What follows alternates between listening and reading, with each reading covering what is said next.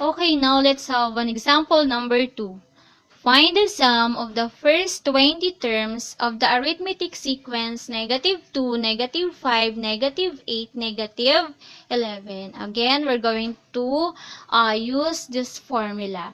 Okay, the first step is to determine S sub n, which is S sub 20, because we're going to find the sum of first 20 terms.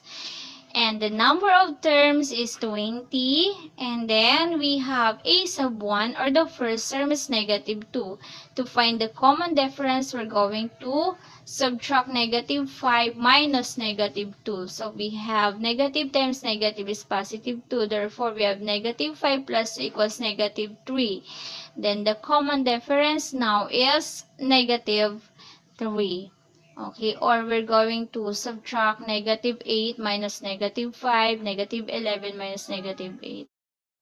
Okay, and then we're going to substitute the values. We have S sub 20 equals n is 20, so 20 divided by 2, and a sub 1 is -2, therefore we have 2 times -2 plus n is 20 minus 1, and this -3.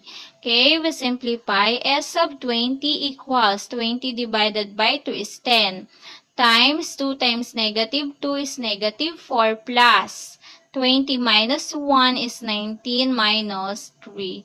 Okay, then we have S sub 20 equals 10 times -4 plus 19 times -3 is -57. And then we have S sub 20 equals 10 times -61.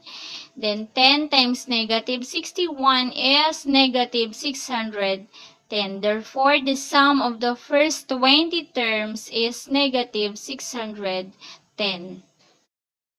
Okay, let's have another example, which is number 3.